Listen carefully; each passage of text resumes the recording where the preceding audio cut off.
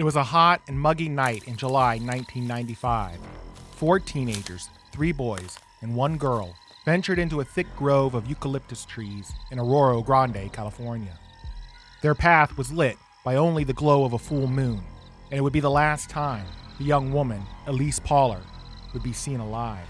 She was 15 years old. The 3 boys led her to a place they called the Devil's Grove. There, one of the boys pushed Elyse to her knees.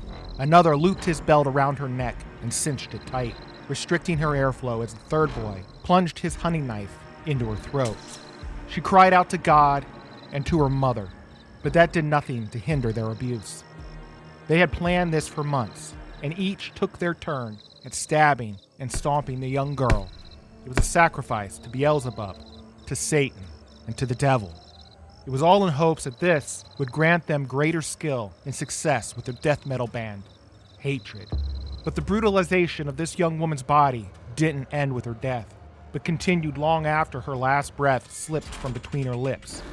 At first, she was considered a runaway by law enforcement, despite the protest of her family, and the police never searched for her. Occasionally, they would get reports of a sighting, maybe at Pismo Beach in San Luis Obispo, or maybe at the mall further north.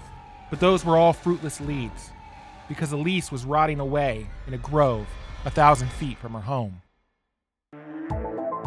In recent years, news media has begun to reevaluate and deconstruct the Satanic Panic, a bout of mass hysteria that afflicted the United States for over a decade.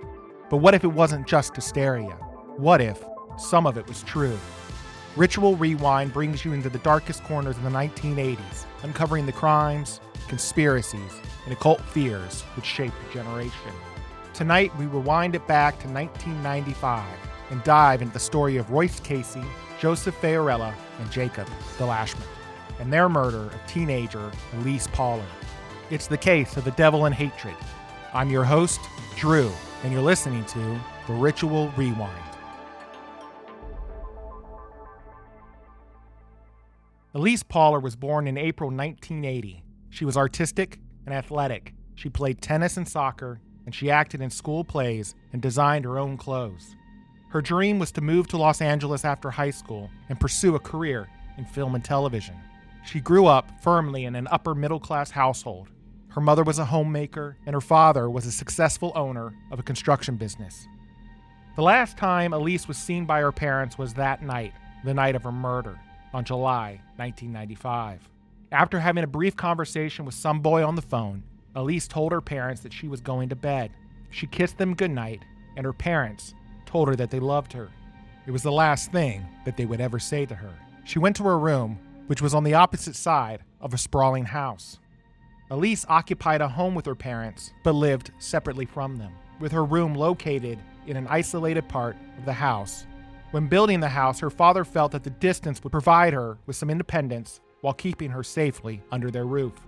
But when she went to her room, Elyse didn't stay there. Instead, she stuffed 3 pillows under her covers and shaped them into the form of a body, and snuck out into the darkness of the night. The ruse would be easily uncovered when her father went to check on her that night. Her father wasn't initially concerned that Elyse was not there. It was a familiar, if not frustrating, routine with her. She snuck out often. It was why he started checking in on her before going to bed. She'd sneak out, attend a party, do some drugs, but she always came home. He didn't expect anything different this time. But when she didn't come home the next day, Elyse's parents got worried. And they immediately contacted Elyse's 2 best friends, Shannon Plotner and Angel Katerina. The girls denied knowing where Elyse was, which made Elyse's parents suspicious. These girls were nearly inseparable. They knew everything about each other. Angel and Shannon had to be lying to them to protect Elyse, but the 2 girls weren't. They really didn't know where Elyse was. So at that point, Elyse's parents contacted the police, but the police put the report on a 48-hour hold. They believed that Elyse was a runaway and ultimately put little effort into her search. Apparently at the time, dozens of girls would often go missing in the Arroyo Grande area on a monthly basis and then would turn up eventually. This meant that the sole responsibility to finding Elyse was left to her parents. They hired a private detective, printed thousands of flyers, but none of these things brought them closer to finding their daughter. Now, Elyse Pahler wasn't a perfect teen, not by any means, because there isn't any such thing.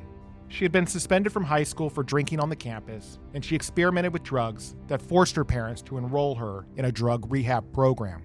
It wasn't hard drugs, it was just marijuana, but her straight-laced parents did it more out of concern about the path that she was on than for the actual amount of drugs that she used. Sadly, it happened to be that at this drug rehab program, she would meet one of her eventual killers, Jacob Delashmutt.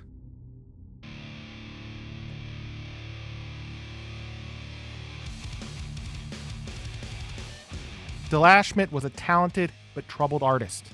Addicted to amphetamines, his drawings focused on gruesome deaths and grotesque monsters. He had formed a death metal band called Hatred with two other high school friends, Royce Casey and Joseph Fiorella. Modeled after their favorite band, Slayer, the boys often sang of the devil.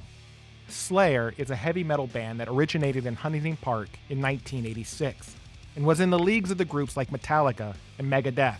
Their lyrics often included references to death, murder, and Satanism. A portion of one of those songs spoke about sacrificing a blonde, blue-eyed virgin, the exact description of Elyse Pahler. The lyrics read, "High priest awaiting, dagger in hand, spilling the pure virgin blood, Satan's slaughter, ceremonial death, answer his every command." Another obsession of theirs was the film The River's Edge. The River's Edge is a 1986 film starring Keanu Reeves. It's about a juvenile who murders his girlfriend and the fallout amongst his friends after they collectively dispose of the body. And the three boys could often be found quoting this film to each other, with one line going, "I get into a fight, and I go fucking crazy. Everything goes black, and I fucking explode, like it's the end of the world. Who cares if this guy wastes me? I'm going to waste them first." Though the youngest of the group, Joseph Fiorella, seemingly had the most influence over the rest. His bedroom walls were painted black, and he had enough books on Satanism and the occult to fill several bookshelves. Most parents would likely be concerned about this display from their children, but Fiorella's mother wasn't. She had also dabbled in witchcraft and the occult from time to time when she was younger, though she would deny this later on. Delashmutt and Fiorella joined the Church of Satan and proudly displayed their membership cards to everyone they would meet. The emergence of the internet in the mid-90s allowed these boys to more easily access information on Satanism and the occult and devil worship, and they often frequented the message boards on the subjects which dealt with such topics as virgin sacrifices, and met many like-minded individuals. Casey, Delashmutt, and Fiorella would begin discussing their participation in a human sacrifice multiple times over the following few months, leading to Pahler's death. Rumors began to swirl that prior to the murder, the boys had been asking the girls on the high school campus who were virgins and who weren't, hoping to find the perfect fit. But they ultimately settled on Elyse. They believed that she fit the image of the perfect sacrifice, a blonde, blue-eyed virgin. She would be a trophy to the devil, one of his girlfriends, and for it, they would be rewarded with their ticket to hell. At one point, while Elyse was returning home from school, Fiorella and Delashmutt approached her, frantic. They claimed that someone had fallen down a ravine and broken a leg, and that they needed her help. But Elyse soon found herself surrounded by Fiorella, Delashmutt, and Casey. They threw her down a hill, and Delashmutt retrieved a knife, and Fiorella yelled, "Do it!" Luckily for Elyse, her mother happened to be nearby and witnessed the whole thing. She rushed over, yelling at the boys, and they fled.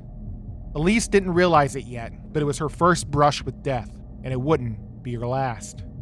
However, this didn't scare her. Instead, it made her curious.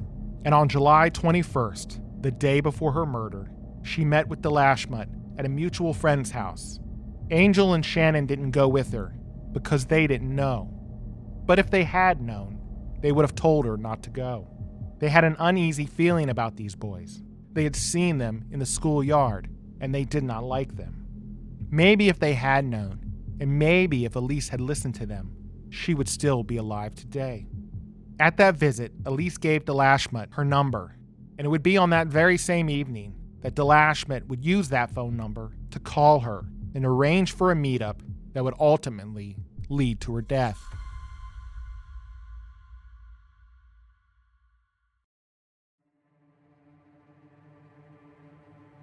On that night, Delashmutt, Casey, and Fiorella got high on weed and methamphetamines, and then Delashmutt placed a call to Elyse from a payphone outside a convenience store.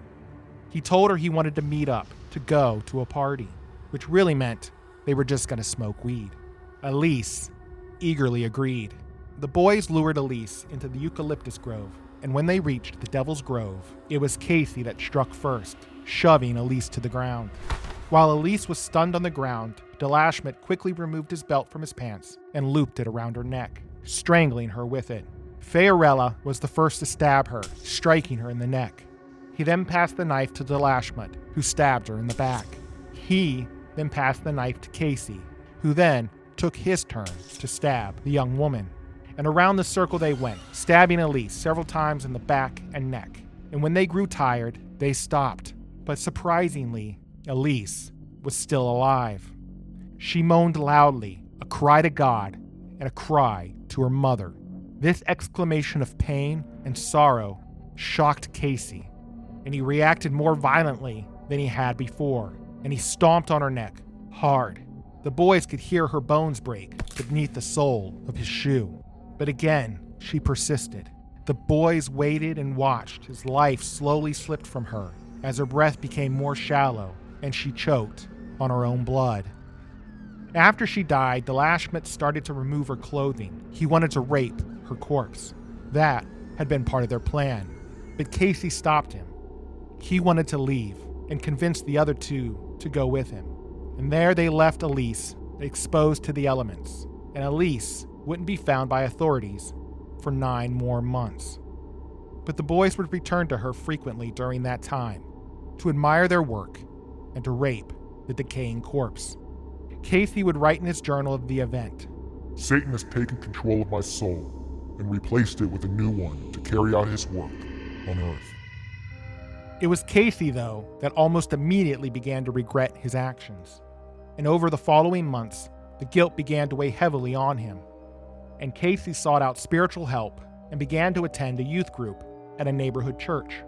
Casey's depression and angst was so prevalent that it affected his outward appearance, so much so that the youth minister took a strong interest in nurturing Casey's spirituality.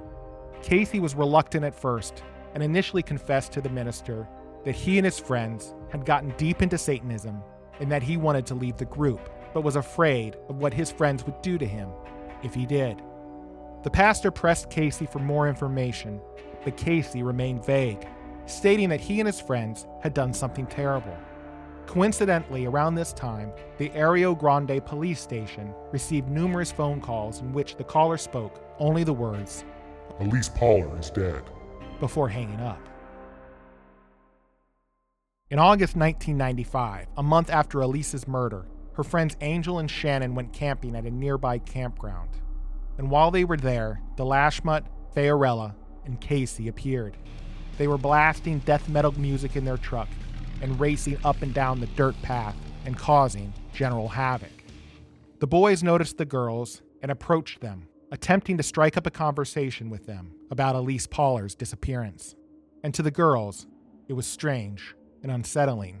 They had never spoken to these boys before. Fiorella and the other two peppered them with questions. They wanted to know what they thought had happened to Elyse, and Angel immediately responded that something bad had to have happened to her. Angel was sure that someone had killed her. That made Delashmutt grin, and his response made the two girls uncomfortable, but they continued to play nice. Delashmutt asked the girls to join them on a walk into the woods, and initially Shannon agreed, but Angel refused and stayed back. Shannon walked with them for only a short bit, but she could feel Fiorella staring at her from behind. And as they reached the edge of the woods, Shannon stopped. She couldn't take one step further, and she couldn't tell you why. But she felt that if she entered these woods with the boys, that she would never return. At the start of the school year, Angel and Shannon continued to have frequent run-ins with Fiorella and Delashmutt as they tried to infiltrate themselves with Elyse's friends.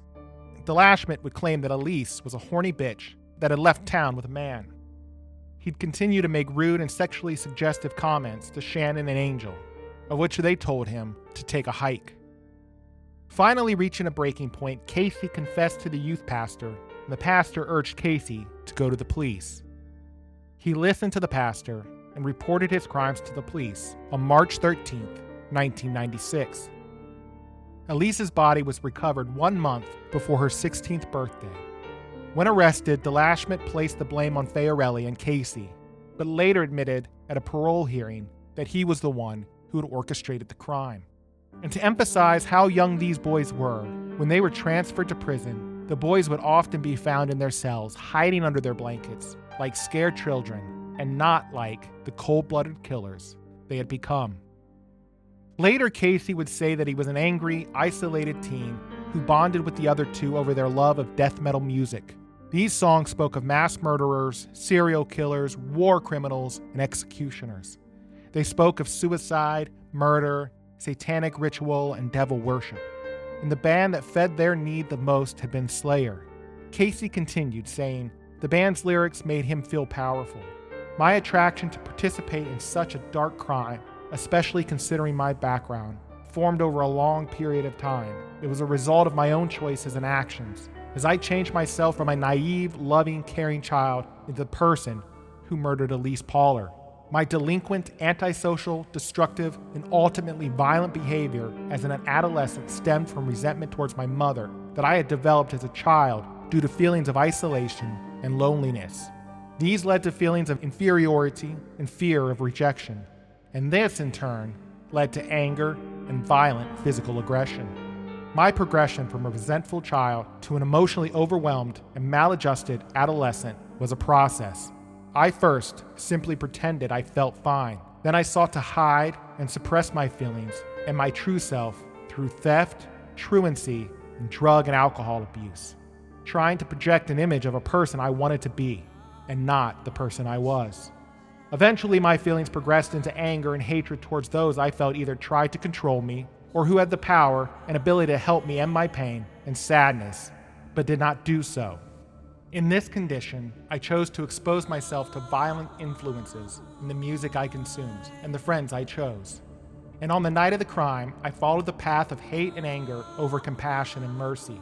I lashed out violently and aggressively against a truly innocent person.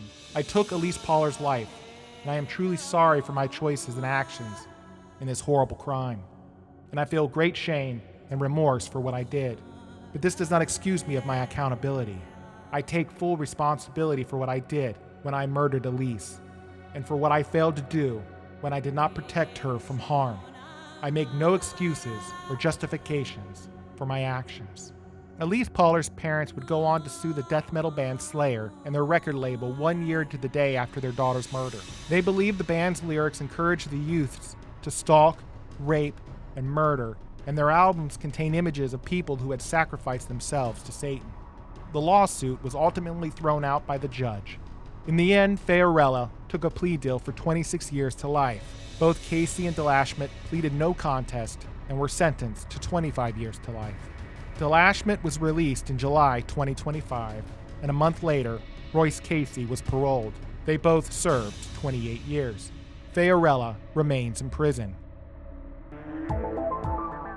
In researching this episode, we relied on the newspaper reports from the San Luis Obispo Tribune, the Washington Post, and the book The Devil's Work by Wensley Clarkson. Thank you for joining us tonight on the Ritual Rewind. I'm looking to grow this podcast, so if you like it, please rate it and review it. If you're listening to this on YouTube, give it a like and a comment. And as always, you can interact with us at The Ritual Rewind on Instagram, TikTok, and Facebook.